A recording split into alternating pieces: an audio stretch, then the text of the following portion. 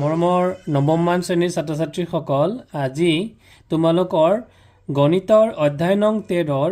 পৃষ্ঠকালি আৰু আয়তন অৰ্থাৎ সাৰফেস এৰিয়া এণ্ড ভলিউম এই পাঠটোৰ অংকবোৰ আমি সমাধান কৰিম আৰু ইয়াৰ লগতে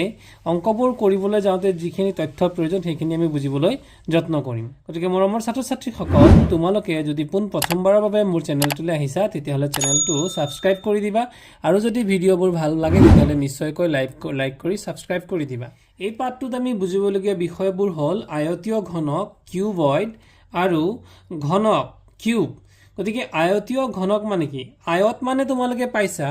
যে যি চতুৰ্ভুজৰ বিপৰীত বাহুবোৰ সমান তাকে আমি আয়ত বুলি কওঁ, কিন্তু আয়তীয় ঘনক বুলি ক'লে 3 ডাইমেনশ্যনৰ ধাৰণাটো আমি জানিব লাগিব। এতিয়া তোমালোকৰ মনলৈ প্ৰশ্ন আহিব পাৰে যে তোমালোকে ইতিমধ্যে পাইছা আচলতে যে দ্বিমাত্ৰিক আৰু ত্ৰিমাত্ৰিক। এতিয়া দ্বিমাত্ৰিক বুলি ক'লে আমি যেতিয়া এটা গ্ৰাফত এক্স আৰু ৱাই অক্ষ আঁকো, তোমালোকৰ মনত পৰিব চাগে যে তোমালোকে গ্ৰাফ পেপাৰত যেতিয়া গ্ৰাফ আঁকা এক্স অক্ষ আৰু ৱাই অক্ষ অংকন কৰা। গতিকে সাধাৰণতে দ্বিমাত্ৰিকবোৰত এক্স অক্ষ আৰু ৱাই অক্ষ থাকে, কিন্তু ত্ৰিমাত্ৰিকবোৰত এক্স অক্ষ ৱাই অক্ষ থকাৰ লগতে জেড অক্ষটোও থাকে, অৰ্থাৎ এক্স ৱাই জেড 3টা এক্সিছ থাকে। এতিয়া তোমালোকৰ মনলৈ প্ৰশ্ন আহিব যে এক্স ৱাই আৰু জেড অক্ষ এইটোনো কি? একেবাৰে সহজ ভাষাত যদি মই বুজাবলৈ যাওঁ, তোমালোকৰ যিকোনো এটা ইটা আমি সাধাৰণতে উদাহৰণ ল'লোঁ যে ইটাটোৰ এটা বহল আছে, এটা দীঘল আছে, নহয় জানো? ইটাটোৰ আমি বহল পাওঁ, দীঘল পাওঁ। গতিকে বহলটো হ'ব ব্ৰেথ আৰু দীঘলটো হ'ব লেন্থ, ঠিক আছে? কিন্তু ইয়াৰ লগতে উচ্চতা থাকে নে নাথাকে? উচ্চতা থাকে। গতিকে উচ্চতাটো হ'ব ইয়াৰ হাইট, এইচ। গতিকে আমি 3টা পালোঁ। কি পালোঁ? বহল পালোঁ, দীঘল পালোঁ আৰু উচ্চতা পালোঁ। গতিকে এই 3টা আমি ডাইমেনশ্যন পালোঁ আৰু 3টা মাত্ৰা পালোঁ। ঠিক তেনেকৈ এতিয়া আমি যিবোৰ অংক কৰিবলৈ যাম তাত 3টা মাত্ৰাৰ অংক আমি কৰিব লাগিব, আৰু গতিকে এই পাঠটো কৰিবলৈ যাওঁতে আমাৰ কিছু কল্পনা শক্তিটো প্ৰয়োজন হ'ব। গতিকে প্ৰথমতে আমি আয়তীয় ঘনকৰ এই চিত্ৰটো চাই লৈছোঁ। তোমালোকে দেখিবা ই এটা ইটাৰ চিত্ৰৰ দৰে, য'ত দিশ আছে, পথালি আছে আৰু উচ্চতা আছে। ঠিক তেনেকৈ এইবাৰ যদি আমি ঘনকৰ বিষয়ে পঢ়িবলৈ যাওঁ, ঘনকৰ ক্ষেত্ৰতো একেই, দিশ, পথালি আৰু উচ্চতা থাকিব। কেইটা মাত্ৰা হ'ল? অৰ্থাৎ 3টা মাত্ৰা থাকিব। কি? দিশ, পথালি আৰু উচ্চতা। গতিকে আমি 3টা মাত্ৰাযুক্ত অংকবোৰ আমি কৰিবলৈ যাম। এতিয়া দিশটো কি বুলি ক'ব? ইংৰাজীত লেন্থ, চুটিকৈ হ'ব এল। পথালিটো কি বুলি ক'ব? ব্ৰেথ, চুটিকৈ হ'ব বি। আৰু উচ্চতাটো হ'ব এইচ, অৰ্থাৎ চুটিকৈ হ'ব হাইট, চুটিকৈ হ'ব এইচ। এতিয়া এই চিত্ৰটোত তোমালোকে মন কৰা, ইয়াত প্ৰতিটো বাহুৰ কিন্তু মেজাৰমেণ্ট সমান, যদিও ই এটা বৰ্গ নহয়। ই এটা হৈছে ঘনক, অৰ্থাৎ ইয়াৰ দীঘল আৰু বহলৰ লগতে উচ্চতাও কিন্তু ইয়াতে। এতিয়া মৰমৰ ছাত্ৰ ছাত্ৰীসকল, এই অংকবোৰ কৰিবলৈ যাওঁতে আমি জানিবলগীয়া বিষয়বোৰ হ'ল যে 6খন আয়তাকাৰ তলেৰে গঠিত এটা চৌপলক আয়তীয় ঘনক বুলি, এইটোক চৌপল বুলি কৈছে। অৰ্থাৎ তোমালোকে জোতা ভৰাই অনা বাকচটো সকলোৱে মন কৰিছা যে এযোৰ জোতা কিনিলে এটা বাকচ ধুনীয়াকৈ ভৰাই দিয়া হয়নে বাৰু? সেই বাকচটো এটা উদাহৰণ হ'ব আয়তীয় ঘনকৰ। গতিকে এইটোৰ আকৃতিটোক চৌপল বুলি কৈছে। আয়তীয় ঘনক এটাত 6খন পিঠি বা তল থাকে। ইয়াৰ দিশ, প্ৰস্থ আৰু উচ্চতা থাকে। আয়তীয় ঘনক এটাত মুঠ 12টা বাহু থাকে। ইয়াৰ 4টা সমান দিশ, 4টা সমান প্ৰস্থ আৰু 4টা সমান উচ্চতা। আয়তীয় ঘনক এটাত 8টা কৌণিক বা শীৰ্ষবিন্দু বা ভাৰ্টেক্স থাকে। তোমালোকে ইটা এচপৰা যদি হাতত লৈ চোৱা, ইয়াৰ কেইটা চুক আছে বা কেইটা কোণ আছে, তেতিয়াহ'লে শীৰ্ষবিন্দু তোমালোকে মুঠতে 8টা শীৰ্ষবিন্দু তোমালোকে আমি জানিবলগীয়া ফৰ্মুলাবোৰ হ'ল মুঠ পৃষ্ঠকালি। পৃষ্ঠ মানে কি বাৰু? পৃষ্ঠ মানে হৈছে পিঠি বা তল। গতিকে এচটা ইটাৰ তল কেইখন? গতিকে এচটা ইটাৰ তল হ'ব মুঠতে 4খন আৰু ওপৰে তলে 2খন, মুঠতে 6খন তল। গতিকে যিহেতু 6খন তল, গতিকে মুঠ পৃষ্ঠকালি, অৰ্থাৎ সেই পৃষ্ঠ মানে তলখনৰ কথা বুজাইছে। আটাইকেইটা পৃষ্ঠ এটা ইটাৰ চাৰিওটা মানে 6খন তল বা 6টা ছাইডৰ যি মানে পৃষ্ঠকালি হ'ব 2 × LH × BH × HL। এতিয়া তোমালোকে মন কৰা, তোমালোকে পাইছা যে আয়তৰ কালি কি পাইছিলা বাৰু? মনত পেলোৱাচোন। আয়তৰ কালি পাইছিলা দিশ, পূৰণ, প্ৰস্থ। গতিকে এচপৰা ইটা যেতিয়া ল'ম, ইয়াৰ আকৃতিটো কিন্তু এটা আয়ত নহয়, ই এটা ঘনক। গতিকে ইয়াতে কি হ'ব যেতিয়া আমি অকল আয়ত ল'লোহেঁতেন তেতিয়াহ'লে দিক পূৰণ প্ৰস্থ হ'লহেঁতেন, কিন্তু ইটা চপৰাৰ আমি যদি ছটা তলৰ বাবে বেলেগে বেলেগে লওঁ তেতিয়াহ'লে ওপৰে তলে কি হ'ব বাৰু, এফালে দীঘলটো থাকিব লগতে উচ্চতাটো থাকিব লেন্থ ইনটু এইচ, আকৌ কি থাকিব বহল থাকিব লগতে উচ্চতা থাকিব বি ইনটু এইচ, আৰু উচ্চতা থাকিব লগতে দীঘলটো থাকিব, গতিকে 2 into L H into B H into H L. এতিয়া এই 2টো কিহৰ কাৰণে আহিল, কাৰণ হ'ল তলে ওপৰে দুখন, সোঁৱে বাওঁৱে দুখন আৰু আগফাল আৰু পিছফালে দুখন, মুঠতে দুখনকৈ কেইটা তল আছে, মুঠতে 6খন তল, গতিকে আমি প্ৰতিখন তলৰ বাবে হৈছে এই ফৰ্মুলাটো, গতিকে যিহেতু আমি 2 ইনটু এই ফৰ্মুলাটো ব্যৱহাৰ কৰিম। আৰু পাৰ্শ্বীয় পৃষ্ঠ মানে আমি ইটা চপৰাৰ যদি পাৰ্শ্ব মানে কাষৰ এটা পিঠিৰ যদি মাপ লওঁ তেতিয়াহ'লে তাত আমি কি পাম যে 2 ইনটু দিক যোগ প্ৰস্থ লগতে ইনটু কি হ'ব হাইট হ'ব, গতিকে এইটো হ'ব তাৰ পাৰ্শ্বীয় পৃষ্ঠৰ কালি। আৰু আয়তনৰ কালি হ'ব length into breath into height, এইটো হ'ব ভলিউম বা ইংৰাজীত ভলিউম কোৱা হয়, গতিকে আয়তন। গতিকে ছাত্ৰ ছাত্ৰীসকল তোমালোকে এই ফৰ্মুলাকেইটা ভালকৈ মনত ৰখাই ল'ব লাগিব। আচলতে এই চেপ্টাৰটোত প্ৰেক্টিকেল ডেমো কৰিব পাৰিলে বুজিবলৈ আৰু সহজ। এতিয়া আমি আৰু এটা কথা কওঁ যে এখন মুখ খোলা ইটা এচপৰাৰ আটাইকেইটা ছাইডেই বা আটাইকেইটা পৃষ্ঠ কিন্তু বন্ধ, কটাত আমি ইটা এচপৰাৰ ভিতৰত দি আমি হাত সোমোৱাই দিব নোৱাৰোঁ, কিন্তু গুড়েৰে ভৰা টিংটো যেতিয়া গুড়টো উলিয়াই দিয়া হয় তাৰপিছত যিটো টিং থাকে তাৰ কিন্তু কি হৈ যায় 4টা আৰু 5টা, অৰ্থাৎ 5খন তল বন্ধ হৈ থাকে, এখন তল খোলা হৈ থাকে। যদি এখন মুখ খোলা পৃষ্ঠৰ কালি উলিয়াবলৈ আমাক দিয়ে তেতিয়াহ'লে ফৰ্মুলাটো হ'ব LB plus 2 into BH into HL, অৰ্থাৎ 2 ইনটু BH ইনটু HL মানে সোঁৱে বাওঁৱে দুখন আৰু আগে পিছে দুখন, কেইখন তল হ'ল 4খন তল, লগতে একেবাৰে তলত মাটিৰ লগত লাগি থকা তলটোৰ কাৰণে হ'ব L ইনটু B, যিহেতু এখন তল খোলা এখন তল নাই গতিকে আমি ইয়াৰ উলিয়াম এনেকৈ, গতিকে এখন মুখ খোলা পৃষ্ঠৰ কালি। এইবাৰ ঘনকনো কি কয় আমি ইতিমধ্যে আলোচনা কৰিছোঁ যে যাৰ প্ৰতিটো দিশেই কি হ'ব বৰ্গ এটাৰ নিচিনাকৈ সমান, কিন্তু বৰ্গটো হৈছে দ্বিমাত্ৰিক, অৰ্থাৎ তাৰ দিশ আছে প্ৰস্থ আছে কিন্তু উচ্চতা নাই, কিন্তু ঘনক এটাৰ দিশ প্ৰস্থ আৰু উচ্চতা সকলোবোৰ আছে, গতিকে এইটো ঘনক। গতিকে আমি ঘনক আৰু আয়তীয় ঘনকৰ কি পাৰ্থক্য পালোঁ, ঘনকটোৰ আটাইকেইটা বাহুৱে সমান কিন্তু আয়তীয় ঘনকৰ আটাইকেইটা বাহু সমান নহয়। যেনে ধৰি লোৱা ইটাৰ মানে বহল আৰু তাৰ দীঘলটো একেই নহয়। এইবাৰ ঘনকৰ বাবে আমি এই পৃষ্ঠকালিৰ সূত্ৰ 6a² পাৰ্শ্ব পৃষ্ঠৰ কালি 4a² আৰু আয়তনৰ কালি হৈছে আয়তন হৈছে a³ ঘন একক। ঘন মানে তোমালোকে পাইছা যে 2 দুগুণ 4, এইটো আমি বৰ্গ সংখ্যা বুলি কওঁ, কিন্তু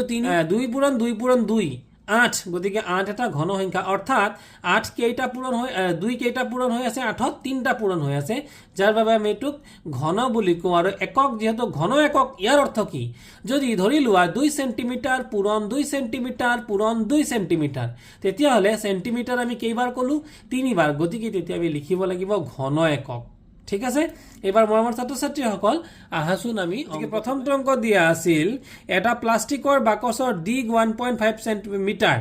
প্ৰস্থ 1.25 মিটাৰ আৰু উচ্চতা 6, এইটো উচ্চতা আচলতে 65 চেণ্টিমিটাৰ আৰু বাকচটোৰ উপৰিভাগ খোলা বুলি কৈছে। এনেকুৱা এটা বাকচ প্লাষ্টিকৰ এখনেৰে, যিহেতু বাকচটো খোলা বুলি কৈছে আমি সাধাৰণতে এই ফৰ্মুলাটোৱে ব্যৱহাৰ কৰিব লাগিব এটা মুখ খোলা বুলি কোৱাৰ কাৰণে। এতিয়া আহাচোন আমি প্ৰশ্ন দিছিল প্ৰয়োজন হোৱা প্লাষ্টিকখনৰ কালি নিৰ্ণয় কৰা, লগতে আৰু দিছে 1 মিটাৰ স্কুৱেৰ প্লাষ্টিকৰ দাম যদি 20 টকা হয় প্লাষ্টিকখনত কিমান খৰচ হ'ব, প্লাষ্টিকখনৰ ডাঠ বা বেধ থিকনেছ আমি কথা ধৰিব নালাগে বুলি কৈছে। আচ্ছা, তাৰপিছত এতিয়া চোৱা অংকটোত কি দি আছে, এল দিগ কিমান দি আছিল আমি প্ৰশ্নটোত পাইছোঁ ইতিমধ্যে 1.5 মিটাৰ বুলি দিগ দিয়া আছে, প্ৰস্থ কিমান দিয়া আছে 1.25 মিটাৰ আৰু উচ্চতা কিমান দিয়া আছে 65 চেণ্টিমিটাৰ। ইয়াতে এটা ঘটনা ঘটিব, চোৱা বাকী দুটা মাত্ৰা মিটাৰত দিয়া হৈছে, এইটো মিটাৰ, কিন্তু পিছৰটো কিহত দিয়া হৈ আছে চেণ্টিমিটাৰ, গতিকে আমি এই চেণ্টিমিটাৰটো কিন্তু চেণ্টিমিটাৰ হিচাপত ৰাখি দিলে নহ'ব, ইয়াকো আমি কি কৰিব লাগিব মিটাৰ কৰিব লাগিব, অৰ্থাৎ চেণ্টিমিটাৰক যদি আমি মিটাৰলৈ নিব লাগে। ইতিমধ্যে মই একক কেনেদৰে পৰিৱৰ্তন কৰে মই শিকাইছোঁ যে তোমালোকে জানিব লাগিব যে আমি প্ৰথমতে কি পাওঁ বাৰু আমি পাওঁ কিলোমিটাৰ তাৰপিছত হেক্টমিটাৰ তাৰপিছত ডেকামিটাৰ তাৰপিছত মিটাৰ তাৰপিছত ডেচিমিটাৰ তাৰপিছত সেন্টিমিটাৰ আৰু একেবাৰে শেষত মিলিমিটাৰ গতিকে মিটাৰৰ পিছত সেন্টিমিটাৰ আহে অৰ্থাৎ মিটাৰ এটা ডাঙৰ একক আৰু সেন্টিমিটাৰ এটা সৰু একক যেহেতু আমি সেন্টিমিটাৰটোক মিটাৰলৈ নিম অৰ্থাৎ সৰু এককটোক আমি ডাঙৰ এককলৈ লৈ যাম তেতিয়াহ'লে আমি কি কৰিব লাগিব আমি এই সেন্টিমিটাৰটোক সৰুৰ পৰা ডাঙৰলৈ নিয়াৰ বাবে আমি 100ৰে হৰণ কৰিব লাগিব এটা প্ৰশ্নটো হ'ল 100ৰে কিয় হৰণ কৰিব লাগে তাৰ বাবে তোমালোকে আমি পালো কিলোমিটাৰ তাৰপিছত পালো আমি হেক্টমিটাৰ তাৰপিছত পালো আমি ডেকামিটাৰ তাৰপিছত পালো আমি মিটাৰ তাৰপিছত পালো আমি ডেচিমিটাৰ তাৰপিছত পালো আমি সেন্টিমিটাৰ তাৰপিছত পালো আমি মিলিমিটাৰ তেতিয়াহ'লে এবাৰ আমি মন কৰিম আমাৰ সেন্টিমিটাৰ আমি ইয়াতে সেন্টিমিটাৰ বুলি কৈছিলো সেন্টিমিটাৰৰ পৰা ডেচিমিটাৰলৈ এটা ঘৰ আৰু ডেচিমিটাৰৰ পৰা মিটাৰ পাবলৈ আৰু এটা ঘৰ গতিকে কেইটা ধাপ হ'ল দুটা ধাপৰ বাবে আমি যদি 0 ব্যৱহাৰ কৰো তেতিয়াহ'লে কেইটা 0 হ'ব ইয়াত দুটা 0 গতিকে ইয়াতে লগত যদি আমি 1 ধৰো তেতিয়াহ'লে কিমান সংখ্যা 100 যেহেতু সৰু এককৰ পৰা আমি ডাঙৰ এককলৈ পৰিৱৰ্তন কৰিছো আমি কৰিব লাগিব হৰণ আৰু কিহেৰে হৰণ কৰিব লাগিব 100ৰে গতিকে 65ক আমি কিহেৰে হৰণ কৰি দিম 100ৰে হৰণ কৰি দিম আৰু যিকোনো সংখ্যাক 100ৰে হৰণ কৰিলে তাৰ দুটা ঘৰ আগত কি বহি যায় দশমিক বহি যায় গতিকে এই দুটা ঘৰ আগত কি হৈ যাব দশমিক বহিব আৰু 0.65 হ'ব এবাৰ যেহেতু প্লাষ্টিকখনৰ এটা মুখ খালি গতিকে প্লাষ্টিকখনৰ কালি এই সূত্ৰটো ব্যৱহাৰ কৰিব লাগিব যে LB + 2 * BH + HL গতিকে LB অৰ্থাৎ L * B অৰ্থাৎ L কিমান দিছে আমাৰ এই অংকটোত L আছিল 1.5 মিটাৰ গতিকে আমি লিখিলো 1.5 মিটাৰ B কিমান দি আছে 1.25 এটো আমি 1.25 মিটাৰ পাইছো প্লাস তাৰপিছত লিখিলো আমি এই 2টো তাৰপিছত লিখিলো B মানে 1.25 আৰু H মানে হ'ব লাগিছিল 0.65 ইয়াত ভুলকে লিখা হৈছে 6.5 গতিকে এটো কাটি দিয়া হৈছে হ'ব 0.65 এটো আমি পাই গলো তাৰপিছত আহিছিল H * L H উচ্চতা কিমান দিয়া আছে আসলতে 65 আছিল সেন্টিমিটাৰ আছিল আমি মিটাৰলৈ নিয়াৰ লগে লগে ই কিমান হৈ গল 0.65 কোৰ পৰা পালো 100ৰে সেন্টিমিটাৰক 65 সেন্টিমিটাৰক হৰণ কৰি দিয়াৰ বাবে আমি কি হৈ গল দুঘৰ আগত দশমিক বহি গল আৰু এই সেন্টিমিটাৰটো খলনি হৈ পেলাই মিটাৰ হৈ গল গতিকে আমি কি পালো উচ্চতা কিমান পালো 0.65 গতিকে 0.65 এইটো H ৰ খলনি 0.65 বহুৱালো আৰু L ৰ ঠাইত বহুৱালো 1.5 যেহেতু আমাৰ L আছিল 1.5 এবাৰ 1.5 আৰু 1.25 এই দুটাক যদি আমি পূৰণ কৰি দিও তেতিয়াহলে হ'ব 1.875 এটো তোমালোকে পূৰণ কৰিলে এটো মানটো পাই যাবা প্লাস বহুৱালো 2 বহুৱালো পূৰণ এতিয়া 1.25 আৰু যদি 0.65 এই দুটাক যদি আমি পূৰণ কৰি দিও তেতিয়াহলে আমি পাই যাম 0.8125 প্লাস এবাৰ এই যে 0.65 টো মন কৰিবা 0.65 আৰু 1.5 এটোটা পূৰণ কৰিলে আমি পাম 0.975 হল এতিয়া এই 0.8125 আৰু 0.975 যদি আমি যোগ কৰি দিও তেতিয়াহলে আমাৰ কিমান হৈ যাব তেতিয়াহলে তোমালোকে যোগ কৰিবলৈ শিকিব লাগিব ইয়াত যোগ কৰিব কেনেকৈ লাগে যেহেতু এই দশমিকৰ পিছত আটাইকেইটা সংখ্যা ইয়াতো দশমিকৰ পিছত গতিকে আমি লিখি লম যে 818125 প্লাস আমি যোগ কৰিব লাগিব 975 ইয়াৰ পিছৰ সংখ্যাটো একো নাই গতিকে 0 এটা বহুৱাই লম এতিয়া আমি কিমান পালো ইয়াত পালো আমি 5 2 এ পাছে 7 হাতে 1 8 আৰু 8 9 17 7 ইয়াত বহিব আৰু 1 টো আগত বহিব গতিকে কিমান পাই যাম আমি 1.7875 আৰু এটুক যদি এই যে যেটো পালো যি সংখ্যাটো পালো ইয়াক আমি কিমানে পূৰণ কৰিব লাগিব 2 ৰে আমি পূৰণ কৰিব লাগিব গতিকে ইয়াক যদি আমি আকৌ 2 ৰে পূৰণ কৰি দিও তেতিয়াহলে আমি কিমান পাই যাম 2 5 গুণ 10 ৰ 0 উকুলিল 1 2 5 গুণ 10 ৰ 0 উকুলিল 1 2 7 গুণ 14 উকুলাকে 15 ৰ 5 উকুলিল 1 2 8 গুণ 16 উকুলাকে 17 ৰ 7 উকুলিল 1 2 7 গুণ 14 একে উকুলাকে 15 ৰ 5 উকুলিল 1 2 1 গুণ 2 আৰু একে কিমান হৈ গল 3 গতিকে আমি পাইছো পাবলগীয়া আনসাৰটো কিমান আছিল 3.5750 গতিকে এই দশমিকৰ পাছত আমি 0 টো আমি নিলিখো গতিকে আমি আনসাৰটো আহি যাব কিমান যে এই দুটাক যোগ কৰাৰ পাছত আমি কিমান পালো 1.7875 তাক যদি আমি 2 ৰে পূৰণ কৰি দিও তেতিয়াহলে আমি আনসাৰটো পাম 3.575 আৰু এই দুটা সংখ্যা যদি আমি এবাৰ যোগ কৰি দিও তেতিয়াহলে আমাৰ আনসাৰটো আহি যাব আমি যোগ কৰিলে গম পাম যে পাছে পাছে 10 ৰ 0 উকুলিল 1 1 7 8 8 7 15 ৰ 5 উকুলিল 1 উকলা 1 পাছে 6 6 আৰু 8 হৈ গ'ল 14 4 উকলিল 1 উকলা 1 3 4 আৰু 1 5 গতিকে 5.45 হৈ গ'ল আমাৰ আনসাৰ আৰু ইয়াতে একেবাৰে 0 এটা আছিল 0 টো আমি নিলিখো পাছে পাছে 10 শূন্য 0 এটা আছিল হেতু আমি নিলিখো তোমালোকে এনেও যোগ কৰি তলতকে যোগ কৰি এবাৰ চাই লবা তেতিয়া আনসাৰটো 5.45 পাবা এবাৰ প্লাষ্টিকখনৰ খৰচ প্লাষ্টিকটোৰ কালি কিমান প্লাষ্টিকটোৰ কালি হৈছে 5.45 আৰু প্ৰতি একক মিটাৰ স্কয়াৰত তোমালোকে প্ৰশ্নটো দেখিবা 1 মিটাৰ স্কয়াৰ মানে হৈছে একক মিটাৰ স্কয়াৰত খৰচ কিমান হৈছে 20 টকা যদি 1 মিটাৰত যদি খৰচ 20 টকা তেতিয়া হলে 5.45 ত কিমান খৰচ হ'ব আমি খৰচ বেছি হ'ব নে কম হ'ব নিশ্চয় বেছি হ'ব আৰু বেছি হলে কি কৰিব লাগে পূৰণ গতিকে আমি ইয়াক যদি আমি পূৰণ কৰি দিও গতিকে এবাৰ আমি ইয়াত লিখিম 5.45 ক যদি 20 ৰে পূৰণ কৰো 20 5 গুণে 1 ৰ শূন্য কলিল 10 20 4 গুণ 80 80 আৰু 10 কিমান হৈ গ'ল 90 90 হৈ গ'ল 0 উকলিল 9 গতিকে 20 5 গুণে 100 আৰু উকলা 9 কিমান হৈ যাব 109 109.00 গতিকে দশমিকৰ পিছত যদি শূন্য থাকে তাৰ কোনো অৰ্থ নাই গতিকে আমাৰ আনসাৰটো আহিব 109 আৰু এই 109 টো আমি ইয়াতে লিখিছো গতিকে এইটোই হ'ব তাৰ খৰচৰ পৰিমাণ এবাৰ 2 নম্বৰ প্ৰশ্নটো 2 নম্বৰ প্ৰশ্নটোত এটা কোঠালিৰ দিক প্ৰস্থ আৰু উচ্চতা ক্ৰমে 5 মিটাৰ 4 মিটাৰ আৰু 3 মিটাৰ প্ৰতি মিটাৰত 7 টকা 50 পইচা হিচাপে কোঠালিটোৰ বেৰ কেইখন আৰু সিলিঙত যদি চূণ দিওতে হোৱা মুঠ খৰচ নিৰ্ণয় কৰিবলৈ দিছে 1 মিটাৰৰ খৰচ কিমান 7 টকা 50 পইচা গোটেই সিলিংখনত কিমান হ'ব বা বেৰত মানে চূণ দিওতে কিমান খৰচ হবে আমি উলিয়াব লাগে এতিয়া আমাক দিয়া আছে এল অৰ্থাৎ তাৰ মানে বেৰ কেইখনৰ দিক দিয়া আছে ইমান 5 মিটাৰ বেৰখনৰ প্ৰস্থ দিয়া আছে 4 মিটাৰ আৰু উচ্চতা দিয়া আছে 3 মিটাৰ গতিকে কোঠালিটোৰ 4খন বেৰৰ কালি ইয়াত আমি প্ৰথমতে কি উলিয়াইছো 4খন বেৰৰ গতিকে তোমালোকে মৰমৰ ছাত্ৰ-ছাত্ৰীসকল ইয়াৰ আগতে মই পূৰ্বতে মানে তোমালোকৰ ফৰ্মুলা গিৰা পঢ়াওতে দেখুৱাই দিছিলো যেতিয়া কোনো এটা আয়তীয় ঘনকৰ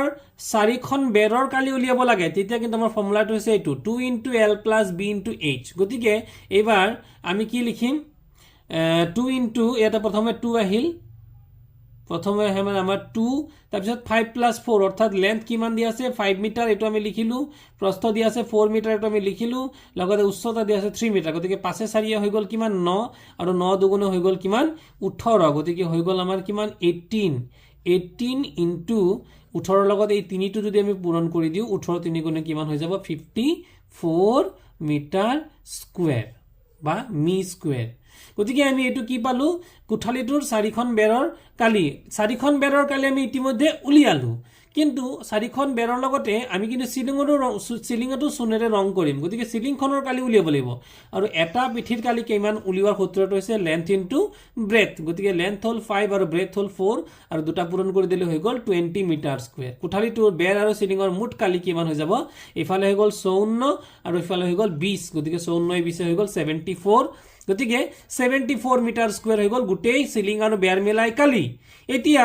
1 মিটাৰৰ খৰচ কিমান 7 টকা 50 পইচা যদি 1 মিটাৰৰ খৰচ 7 টকা 50 পইচা হয় 74 মিটাৰ স্কয়াৰৰ কালি কিমান হ'ব দুইটা পূৰণ কৰিলে হ'ল দুটা পূৰণ কৰি যদি আমি দিও তেতিয়া হলে আমি আনসাৰ পৰ কিমান পাই যাম 555 আমি ইয়াৰ আনসাৰ পাম কৰি চাব পাৰা ইয়াতে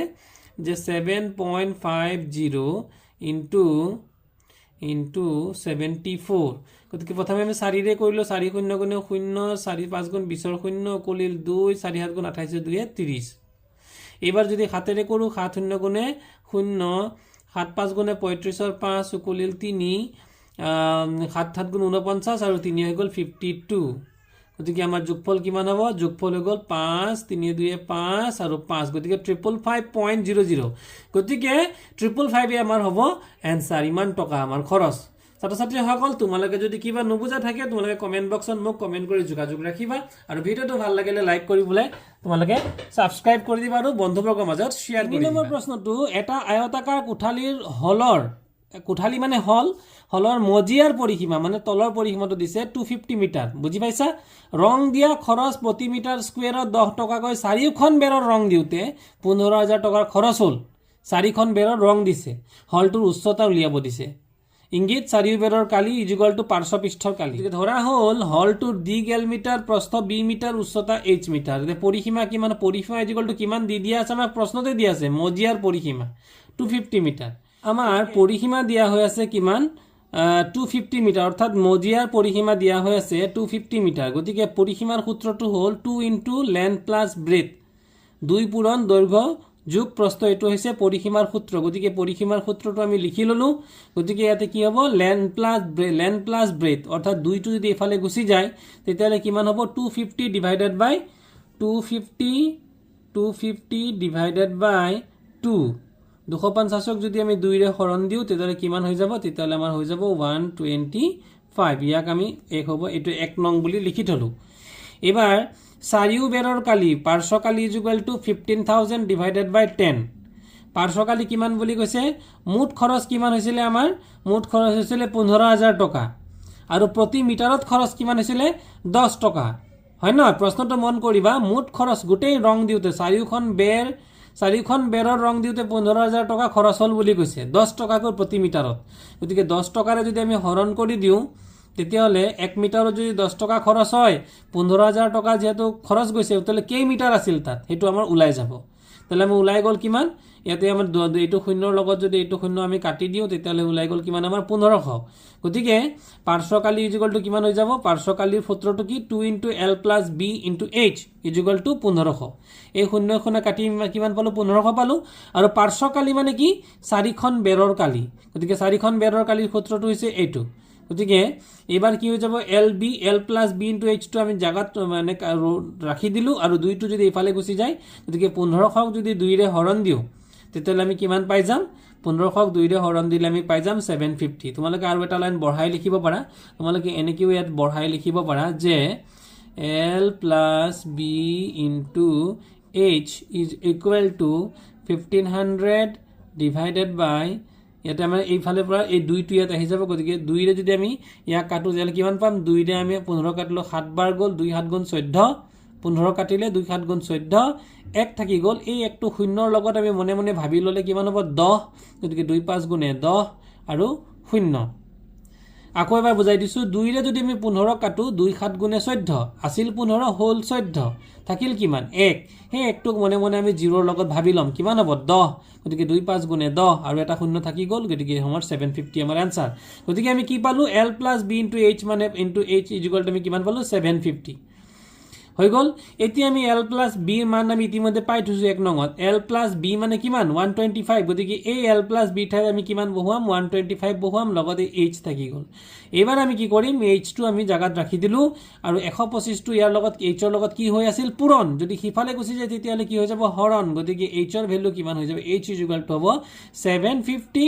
ডিভাইডেড বাই 125 গতিকে এবাৰ কটাকটি যদি আমি কৰো কি হেৰে কাটিম যদি আমি কটাকটি কৰো 25 গুণে 25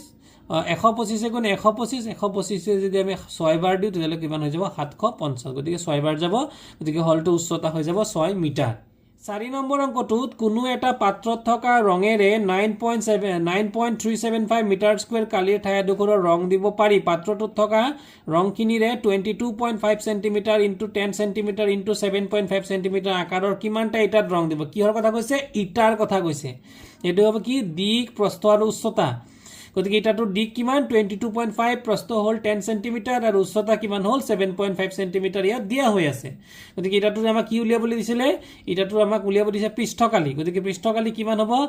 যেহেতু আয়তীয় ঘনকৰ পৃষ্ঠকালিৰ সূত্ৰ হৈছে 2 * lb * bh * hl গতিকে lb মানে কিমান l মানে 22.5 b মানে হল 10 হৈ গল প্লাস b * h b মানে 10 h মানে হল 7.5 plus h into l h মানে 7.5 আৰু l মানে হল 22.5 গতিকে প্ৰথমতে তোমালোকে এই দুটাক পূৰণ কৰিবা পিছত এই দুটাক পূৰণ কৰিবা পিছত এই দুটাক পূৰণ কৰিবা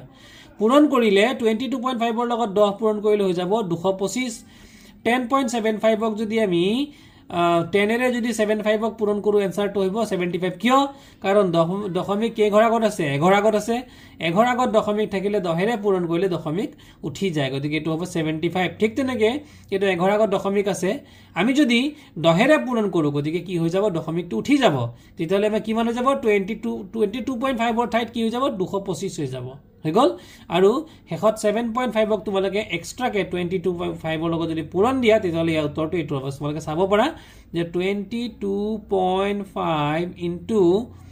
7.5 5 5 গুণ 25ৰ 5 উকলিল 2 5 দুগুণ 10 2 12ৰ 2 উকলিলে 1 5 দুগুণ 10 1 হৈ গ'ল 11 আকৌ 7ৰে কৰিলে 7 5 গুণ 35ৰ 5 উকলিল 3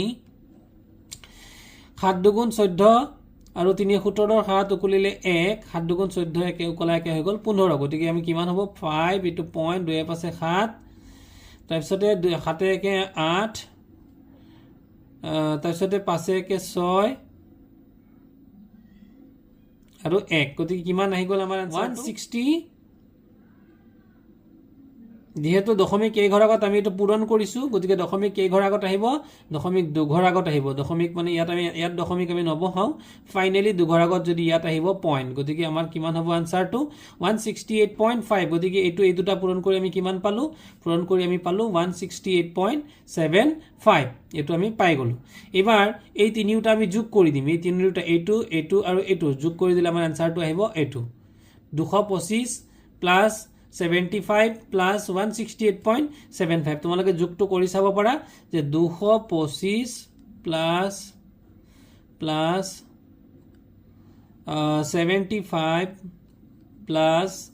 168.75 যেহেতু ইয়াত 0.75 আছে ইয়াৰ পিছত পইণ্ট নাই আমি নথকা কাৰণে 0 দুটা দি লম ইয়াতো নাই 0 দুটা দি লম এবাৰ যোগ কৰিলে আমি 5 ইয়াতে পালো 7 5 দুগুণ 10 8 18ৰ 8 উকলিলে 1 1 2 3 7 10 6 16 6 উকলিলে 1 1 2 2 4 468.75 এটো আমি পাই গৈছিলো ইয়াক আকৌ কিহেৰে পূৰণ কৰিব লাগিব এই দুইটোৰে পূৰণ কৰি দিব লাগিব দুই কিমান হবে তা 2 5 গুণ 10ৰ 2 ৰে যদি আমি পূৰণ কৰো 2 5 গুণ 10ৰ 0 উকলিলে 1 এটা কেই ঘৰ আগত আছিল দশমিকৰ পিছত শূন্যটো আমি নধৰিম আসলতে এটো হ'ব লাগে এটো 2 5 গুণে 10ৰ 0 উকলিলে 1 2 7 গুণ 14 1 15ৰ 5 উকলিলে 1 2 8 গুণ 16 উকলা 1 17ৰ 7 উকলিলে 1 2 6 গুণ 12 উকলা 1 13 13ৰ 3 উকলিলে 1 2 4 গুণ 8 আৰু 1 9 গতিকে আমাৰ আনসাৰটো কিমান আহিল 937.50 সেন্টিমিটার স্কয়ার এতিয়া ইয়াত কি লিখা আছে সেন্টিমিটার স্কয়ার অর্থাৎ সেন্টিমিটার কেইটা আছে ইয়াত এটা নে দুটা আছে দুটা সেন্টিমিটার আছে তো দুটা সেন্টিমিটারক আমি কি কৰিব লাগিব দুটা সেন্টিমিটাৰক আমি লৈ যাব লাগিব মিটাৰ গতিকে এবাৰ সেন্টিমিটাৰক যদি আমি মিটাৰলৈ নিব লগা হয় তেতিয়ালে আমি 100ৰে হৰণ কৰো তো ইয়াত সেন্টিমিটাৰ কেইবাৰ আছে দুবাৰ আছে গতিকে দুটা 100ৰে হৰণ কৰিম দুটা 100ৰে হৰণ কৰা অৰ্থাৎ 100ত কেইটা শূন্য থাকে 100ত শূন্য থাকে দুটা গতিকে দুটা 100ৰে হৰণ কৰা মানে মুঠ শূন্য হৈ গল 4টা গতিকে 4টা শূন্যৰে যদি এই সংখ্যাটোক আমি হৰণ কৰো অৰ্থাৎ আমি কি হ'ব ইয়াক আমি আসল এনেকুৱা হ'ব 937.50 ইয়াক আমি কৰিব লাগে হৰণ 100 পূৰণ 100 দুটা 100ৰে আমি মানে হৰণ কৰিব লাগে গতিকে মুঠতে শূন্য কেইটা হৈ গল শূন্য মুঠতে হৈ গল 4টা 1 2 3 4 আৰু ইয়াতে সংখ্যাটো কিমান আছিল 937.50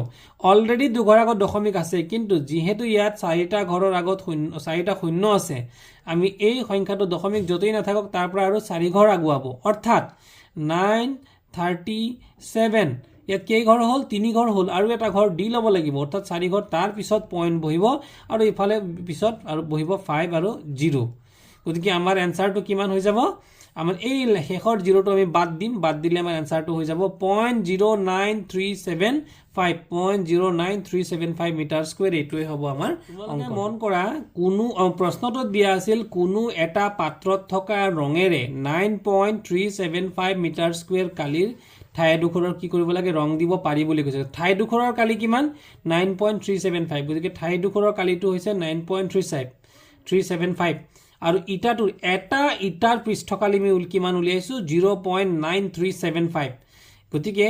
এই মুঠ যেটো পৃষ্ঠকালি এটো হৈছে ঠাই দুখৰৰ পৃষ্ঠকালি এই ঠাই দুখৰৰ পৃষ্ঠকালিক এটা ইটাৰ পৃষ্ঠকালিৰে যদি আমি হৰণ কৰো তেতিয়া হলে আমাৰ কেইটা ইটাৰ প্ৰয়োজন হ'ব আমাৰ উলাই যাব গতিকে আমি কি কৰিব লাগিব যদি আমি ইয়াত আমি দশমিকটো কেই ঘৰ পিছুৱাই দিম আমি দশমিকটো যদি ইফালে পৰা আমি 4 ঘৰ পিছুৱাই দিওঁ তেতিয়াহ'লে কিমান হৈ যাব 4 ঘৰ পিছুৱাৰ লগে লগে ইয়াত হ'ব ওপৰত হ'ব 93750 মন কৰা তোমালোকে দশমিক আমি কেই ঘৰ পিছুৱালো ইয়াত আছিল 3 ঘৰ আগত গতিকে কেই ঘৰ পিছুৱালো 4 ঘৰ ইয়াতো আমি 4 ঘৰ পিছুৱাই দিম তেতিয়া কিমান হৈ যাব 9375 তেতিয়াহ'লে আমাৰ এনসাৰটো কিমান আহিব এবাৰ আমাৰ এনসাৰটো আহিব 9375 এৰে 9375ক যদি আমি কাটি দিওঁ আমাৰ কিমান আহি গ'ল 1 আৰু লগতে আহি গ'ল 0 গতিকে কেইটা এটাৰ প্ৰয়োজন হ'ব 10টা এটাৰ আমাৰ প্ৰয়োজন হ'ব তাৰ পিছত এবাৰ আহি গ'ল এটা ঘনক আকৃতিৰ বাকচৰ দিক 10 cm আৰু আন এটা আয়তাকাৰ বাকচৰ দিক 12.5 cm প্ৰস্থ 10 cm প্ৰস্থ 10 cm আৰু উচ্চতা 8 cm পাৰ্শ্বীয় পৃষ্ঠকালি বেছি আৰু কিমান বেছি কোনটো বাকচৰ মুঠ পৃষ্ঠকালি কম আৰু কিমান কম ঘনক আকাৰৰ বাকচৰ পাৰ্শ্বীয় পৃষ্ঠকালি ফৰ্মুলাটো হৈছে 4a² যেহেতু ঘনক আকৃতি বুলি কৈছে গতিকে 4 * a মানে কিমান আমাক প্ৰশ্নত দিয়া হৈ আছে a মানে দিয়া হৈছে 10 গতিকে 10² 10² মানে 10 পূৰণ 10 কেইটা 10 আছে দুটা 10 10 গুণে 100 104 গুণে 400 সেন্টিমিটার স্কয়ার এটো আমি কি পালো আমি পাৰ্শ্বীয় পৃষ্ঠকালি পালো এবাৰ আয়তাকাৰ বাকচৰ দিক তো দিক কিমান দিয়া আছে 12.5 প্ৰস্থ দিয়া আছে 10 সেন্টিমিটাৰ উচ্চতা দিয়া আছে 8 সেন্টিমিটাৰ গতিকে আয়তাকাৰ বাকচৰ পাৰ্শ্বীয় পৃষ্ঠকালি গতিকে আয়তাকাৰ বাকচৰ পাৰ্শ্বীয় পৃষ্ঠকালি সূত্ৰটো হৈছে এইটো পাৰ্শ্বীয় পৃষ্ঠকালি মানে চাৰিখন এখন ইটাৰ চাৰি বেৰৰ চাৰিখন বেৰৰ কালি এটোকে পাৰ্শ্বীয় পৃষ্ঠকালি বুলি কয় চাৰি বেৰ বুলি ক'লে আমি তল আৰু ওপৰটো আৰু তলৰটো আমি বাদ দিব লাগিব বাকি মুঠতে কেইখন ওয়াল হ'ব হোৱে আৰু বাৱে দুখন আৰু আগফালে আৰু পিছফালে দুখন গতিকে কেইখন ওয়াল হ'ল এখন দুখন তিনিখন চাৰিখন ওয়াল এই চাৰিখন ওয়ালক ক'ব পাৰ্শ্বীয় পৃষ্ঠকালি গতিকে ইয়াৰ সূত্ৰটো হ'ব 2 * l + b * h গতিকে ইয়াৰ সূত্ৰটো 2 * l মানে হৈছে 12.5 আমি ইয়াত পাইছো l মানে 10.5 আৰু 10 মানে হৈছে b আৰু h মানে হৈছে 8 গতিকে এই আটাইকেইটা যদি আমি পূৰণ কৰো তেতিয়ালে কিমান পাম 10 ৰ লগত 12.5 ৰ লগত যদি আমি 10 যোগ কৰি দিও তেতিয়ালে কিমান হৈ যাব 22.5 ইয়াক আৰু এটা লাইন বেছিকে বঢ়াই আমি লিখিব পাৰো এনেকৈ আমি লিখিব পাৰো যে 2 * 22.5 * 8 আকৌ লিখিব পাৰো যে 8 দুগুণে কিমান হৈ গ'ল 8 দুগুণে হৈ গ'ল 16 into 22.5 এবাৰ যদি আমি লিখো 16 5 গুণে 80 শূন্য উকুলিল 8 16 দুগুণে 32 32 8 40 ৰ শূন্য উকুলিল 4 আৰু 16 দুগুণে 32 আৰু 4 হৈ গ'ল 36 মানে আসল আমাৰ এনসাৰটো আছিল এনেকুৱা 360.0 এটো হ'ব আমাৰ 16 5 গুণ 80 শূন্য উকুলিল 8 16 দুগুণ 32 আৰু 8 40 ৰ শূন্য উকুলিল 4 16 দুগুণ 32 আৰু 4 হৈ গ'ল 36 দশমিক আছিল 11 আগত গতিকে 11 আগত আমি যদি দশমিক বহাই দিও আমাৰ আনসাৰটো কিমান হৈ যাব 360 কাৰণ দশমিকৰ পিছৰ শূন্যৰ কোনো অৰ্থ নাই গতিকে ছাত্ৰ-ছাত্ৰী সকল এটো হৈ গ'ল আমাৰ কি আয়তাকাৰ বাকচৰ পৃষ্ঠকালি আমি পাই গলো এবাৰ ঘনক আকাৰৰ বাকচটোৰ পাৰ্শ্বীয় পৃষ্ঠকালি আয়তাকাৰ আকাৰৰ পাৰ্শ্বীয় পৃষ্ঠকালিতকৈ বেছি কোনটো বেছি পালো কাৰণ আমি আয়তৰ কিমান পালো 360 আৰু ঘনকৰ ক্ষেত্ৰত কিমান পালো 400 কোনটো বেছি ঘনকৰ ক্ষেত্ৰত পাৰ্শ্বীয় পৃষ্ঠকালিটো বেছি কিমান বেছি তেতিয়াহলে 400 পৰা 360 যদি আমি মাইনাস কৰো 40 সেন্টিমিটাৰ স্কয়াৰ বেছি এবাৰ ঘনক আকাৰৰ বাকচটোৰ মুঠ পৃষ্ঠকালি হৈছে 6a² মানে 6 * 10² অৰ্থাৎ 600 সেন্টিমিটাৰ স্কয়াৰ আৰু আয়তীয় ঘনকৰ আকাৰৰ বাকচৰ মুঠ পৃষ্ঠকালি দুইটা বেলেগ বেলেগ পৃষ্ঠকালি সোৱা মৰমৰ ছাত্ৰ-ছাত্ৰী সকল প্ৰথমতে আমি কি উলিয়াইছিলো পাৰ্শ্বীয় পৃষ্ঠকালি উলিয়াইছিলো পাৰ্শ্বীয় পৃষ্ঠকালি তুলনা কৰিছিলো দুইটাৰে আয়তাকাৰ বাকচৰো পাৰ্শ্বীয় পৃষ্ঠকালি উলাইছো আৰু ঘনকাকাৰ বাকচৰ এই আয়তীয় ঘনক আৰু ঘনকৰ পাৰ্শ্বীয় পৃষ্ঠকালি আৰু মুঠ পৃষ্ঠকালিৰ ডিফাৰেন্সটো আমাক অংকটো উলিয়াব দিছিল আমি ডিফাৰেন্সটো উলিয়াই দিলে আমাৰ অংকটো হৈ যাব গতিকে মৰমৰ ছাত্ৰ-ছাত্ৰীসকল আজিলৈকে ইমানতে কৰিলো আৰু ইয়াৰ পৰৱৰ্তী ভিডিঅত মই ইয়াৰ পৰৱৰ্তী অংকখিনি দিবলৈ যত্ন কৰিম ভিডিঅটো ভাল পালে লাইক কৰি পেলাই শ্বেয়াৰ কৰি দিবা আৰু নতুনকৈ যদি আহিছা সাবস্ক্ৰাইব কৰি দিবা থ্যাংক ইউ